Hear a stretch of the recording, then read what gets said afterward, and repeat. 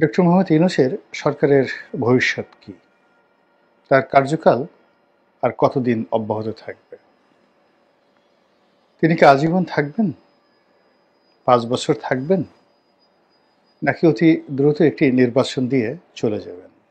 নাকি নির্বাচন দেওয়ার মতো পরিবেশ হয়তো তিনি পাবেন না, তিনি মনের দুঃখে পদত্যাগ করবেন, মনের দুঃখে চলে যাবেন, অথবা এনিথিং অড, অপ্রত্যাশিত বা অনভিপ্রেত অনেক ঘটনা ঘটতে পারে এবং সেইরকম একটা পরিবেশ পরিস্থিতির দিকে দেশ যাচ্ছে কিনা এই বিষয়গুলো নিয়ে আলোচনা করব।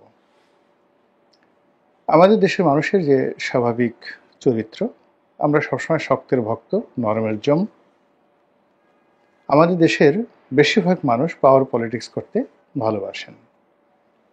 ক্ষমতার মসনদে যদি 1 মাসের একটি অবোধ শিশুকে বসিয়ে দেওয়া হয়,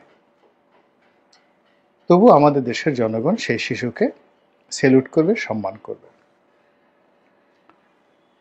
তো তারই ধারাবাহিকতায় ডক্টর মোহাম্মদ ইউনূস যখন ক্ষমতায় বসলেন, তখন তো আমাদের এই যে এজাহারে তাজাল্লুল, কারোর কাছে নত হওয়ার, অবনত হওয়ার এবং নিজেকে ছোট ভাববার কিংবা ছোট করার যে প্রবৃত্তি রয়েছে, আবার কন্ট্রাস্ট মানে ঠিক উল্টো দিকে যেটা রয়েছে, সেটি হলো অল অন এ সাডেন কোনো রকম কারণ ছাড়াই নিজেকে খুব বড় ভাবা,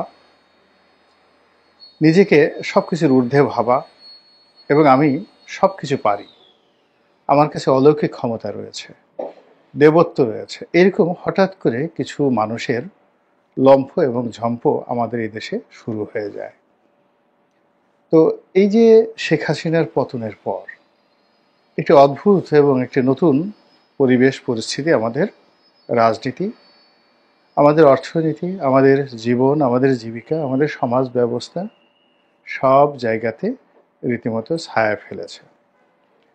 ছায়া বললেও ভুল হবে, অপছায়া ফেলেছে। ফলে সব কিছু টালমাটাল, কোনো কিছুরই ধারাবাহিকতা কিন্তু এই সময়টিতে নেই। ফলে কি হলো, রাতারাতি ডক্টর মোহাম্মদ ইউনূসের একটি সমর্থক গোষ্ঠী দাঁড়িয়ে গেল এবং একেবারে অপ্রত্যাশিত সমর্থক গোষ্ঠী। আমাদের দেশের যে সকল ইসলামী বক্তা, যে সকল ইসলামিক নেতা, তাদের একটা বিরাট অংশ ডক্টর মোহাম্মদ ইউনূসকে ঘৃণা করতেন। বিরাট অংশ বলে ভুল হবে, বলতে গেলে সবাই। তাকে তারা সুদখোর বলে গালিগালাজ করতেন এবং এই গালিগালাজ করে তারা শান্তি পেতেন। আর আরেকটি অংশ ছিল এই আলেম ওলামাদের মধ্যেই যারা শেখ হাসিনাপন্থী, তারা গত 15 বছর ধরে এই মানুষটিকে পৃথিবীর সবচেয়ে একটা নিকৃষ্ট প্রাণী রূপে প্রমাণ করার জন্য যত রকম বিশ্রী এবং কুশ্রী গালাগাল দেওয়ার দরকার তারা সবই দিয়েছেন। কিন্তু অবাক করার ব্যাপার হলো যে ডক্টর মোহাম্মদ ইউনূস ক্ষমতা লাভের পরে হাতে গোনা 2-4 জন ইসলামী বক্তা অথবা তৌহিদি জনতার খুব অল্প একটি অংশ তাদের যে অতীতের কথাবার্তা সেগুলো তারা স্মরণ রেখেছেন। অনেকে চুপচাপ থেকেছেন বা রয়েছেন, বা অনেকে হালকাভাবে ডক্টর মোহাম্মদ ইউনূসকে একেবারে মোলায়েম স্বরে তাকে স্মরণ করিয়ে দেওয়ার চেষ্টা করছেন যে তিনি আসলে এরকমই। কিন্তু বাকি যারা খুব উগ্র ছিলেন, ভীষণ রকম উগ্র ছিলেন, সেই সকল লোক তাকে কেউ ওলি আল্লাহ, তাকে কেউ এ যুগের সবচেয়ে বড় অবতার বা মুজাদ্দেদ অথবা আল্লাহর সবচেয়ে একটা বড় নেয়ামত, এইভাবে ওয়াজ করে, নসিহত করে, বক্তব্য দিয়ে মানুষের মধ্যে একটা সম্ভ্রম পয়দা করার চেষ্টা করছেন, যা কিনা বুমেরাং হয়ে যাচ্ছে। যারা এই সকল কথাবার্তা বলছেন তাদের গ্রহণযোগ্যতা কমে যাচ্ছে, জনপ্রিয়তা কমে যাচ্ছে এবং ওয়াজের ময়দানে তাদের যে গ্রহণযোগ্যতা ছিল এবং তাদের যে একটা ভ্যালু ছিল, ফেস ভ্যালু ছিল, এটাও কিন্তু মারাত্মকভাবে কমে যাচ্ছে। এইগুলো একটা গ্রুপ। দ্বিতীয় আরেকটি গ্রুপ হলো যে এখানে কিংস পার্টি গঠন হচ্ছে। পাকিস্তান জমানাতে আইয়ুব খানের আমলে যেভাবে বাংলাদেশে একটার পর একটা শিল্প কলকারখানা গঠিত হতো, বলতে গেলে প্রতিদিন দুটো করে ভারী শিল্প, 10 বছরে প্রতিদিন দুটো করে ভারী শিল্প এই পূর্ব বাংলায় 1958 থেকে 68 পর্যন্ত এই 10 বছরে এই প্রতিদিন দুটো করে গড়ে ভারী শিল্প স্থাপিত হতো বলে বিভিন্ন লোক বলার চেষ্টা করেছেন। অর্থাৎ তখন শিল্প কলকারখানা ব্যবসা বাণিজ্য উন্নয়নের রীতিমতো জোয়ার বয়ে গিয়েছিল এবং 1968 সনে তিনি উন্নয়ন দশক পালন করেছিলেন তার ক্ষমতার সেই 10 বছর পূর্তি উপলক্ষে। তো এখন সেই উন্নয়ন দশকের মতো করে এই জমানাতে কিংস পার্টি গঠন হচ্ছে প্রায় প্রতিদিনই, এবং অদ্ভুত অদ্ভুত সব মানুষ, অদ্ভুত অদ্ভুত সব নাম, অদ্ভুত তাদের কথাবার্তা এবং অদ্ভুত তাদের পোশাক এবং পরিচ্ছদ। এই মানুষের সঙ্গে ডক্টর মোহাম্মদ ইউনূসের কোনো যোগাযোগ আছে বা তার সরকারের বা গোয়েন্দা সংস্থার কোনো যোগাযোগ আছে, এই কথা ভাবতেই গা কেমন যেন একটা শিরশির শিরশির করে ওঠে। 3 নম্বরে যে জিনিসটি, সেটি হলো সরকারের যে সকল কর্তা ব্যক্তি তারা ধৈর্য হারিয়ে ফেলেছেন, ভীষণ রকম ধৈর্য হারিয়ে ফেলেছেন। তাদের মুখ গম্ভীর হয়ে গেছে, গায়ের চামড়া অনেকের কালো হয়ে গেছে এবং তাদের কথাবার্তা এলোমেলো হয়ে গেছে। তো এরকম একটা পরিস্থিতি যখন তৈরি হচ্ছে, সেই পরিস্থিতিতে এই সরকারের 5 বছর কন্টিনিউ করা কিংবা এই সরকারের আজীবন ক্ষমতায় থাকা কিংবা কিছু না হোক 2 বছর 3 বছর থেকে একটা নির্বাচন দেওয়া, এটা বলতে গেলে দুরূহ একটা বিষয় হয়ে দাঁড়িয়েছে। এগুলো সব ভাবের কথা। আপনি যদি ভাবের কথা বাদ দিয়ে একেবারে রূঢ় বাস্তবতায় আসেন, সেই রূঢ় বাস্তবতা হলো যে আপনাকে আপনার লিমিট জানতে হবে এবং বুঝতে হবে। ব্যক্তি জীবনে এবং রাজনীতিতে যখন কেউ লিমিট ক্রস করে, তখন আর সে সেখানে থাকতে পারে না। অবস্থা দৃষ্টি মনে হচ্ছে যে সরকার এবং ডক্টর মোহাম্মদ ইউনূস বেসিক্যালি নিজেকে এখন একটি আনলিমিটেড কোম্পানি বানিয়ে ফেলেছেন। তার মনে হচ্ছে তিনি অনেক সুন্দর কথা বলতে পারেন, তার মনে হচ্ছে তিনি মহাকাশ পাড়ি দিতে পারেন, তার মনে হচ্ছে তিনি আরো অনেক কিছু করতে পারেন। এর ফলে কি হচ্ছে, তিনি যে জিনিসটি জানেন না, যে জিনিসটি বোঝেন না এবং যেটা তার কর্তব্য এবং ধর্তব্যের মধ্যে পড়ে না, এই বিষয়গুলোর সঙ্গে তিনি জড়িয়ে গেছেন এবং তার কাছে মনে হচ্ছে যে এই কাজগুলো করলে দেশে হয়তো ভালো হবে, তিনি অমরত্ব লাভ করবেন।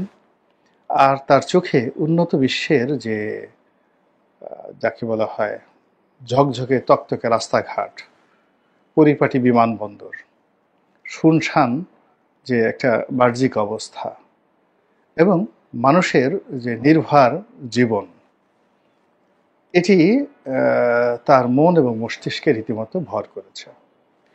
ফলে খুব অল্প সময়ের মধ্যে তিনি এই বাংলাদেশকে সিঙ্গাপুর বানানোর জন্যে কিংবা নিদেন পক্ষে মালয়েশিয়া বানানোর জন্যে তিনি চেষ্টা করেছেন বা চেষ্টা চালিয়ে যাচ্ছেন বা পরিকল্পনা করেছেন। এটা অনেক ইতিবাচক অর্থে আমি এটা ধরলাম, কিন্তু এটা যে সম্ভব নয়, এটি যদি তিনি লি কুয়ান, সিঙ্গাপুরের যিনি ফাউন্ডার ফাদার, তার জীবনে পড়তেন, তার ভিডিওগুলো দেখতেন এবং তার কথাবার্তাগুলো শুনতেন, তিনি 60-এর দশকে যখন রাজনীতি শুরু করলেন এবং 70-এর দশক থেকে তিনি যখন সফল হলেন,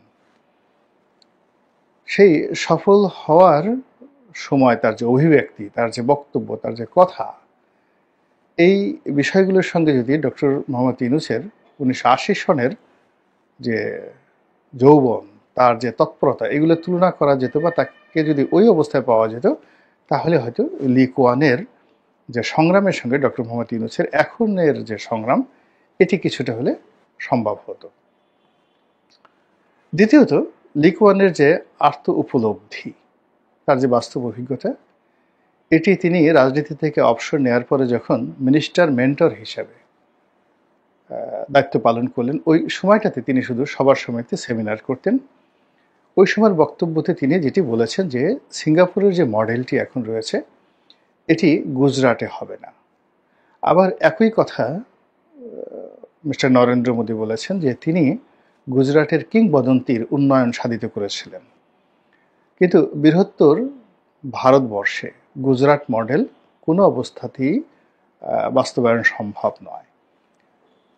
তো কাজেই যারা তাকে নিয়ে খুব বেশি আশা করেছিল তাদেরকে নরেন্দ্র মোদী বলেছিলেন যে আমাকে আমার মতো চেষ্টা করতে দেন, আমি এই ভারতবর্ষে বা এই দিল্লিতে অতীতে যা কিছু হয়েছে তাদের চেয়ে খুব বেশি ভালো কিছু করতে পারবো বলে আমার কাছে মনে হচ্ছে না। এটা হলো তার প্রাজ্ঞতা। একইভাবে সিঙ্গাপুরের যে লি কুয়ান তিনিও তার যে পরিণত বয়সের যে বক্তব্য তিনি বারবার বলেছিলেন যে একটা ছোট আইল্যান্ড, সামান্য কিছু মানুষ এবং ভৌগোলিকভাবে এরকম একটা সুবিধাজনক অবস্থা পেয়ে আমি যে কাজটি করতে পেরেছি এটি অন্য ভূখণ্ডে আমি পারতাম না। দ্বিতীয়ত আমি যে সময় পেয়েছি এবং আমি যাদেরকে সহকর্মী হিসাবে পেয়েছি এটাও সফলতার একটা মানদণ্ড।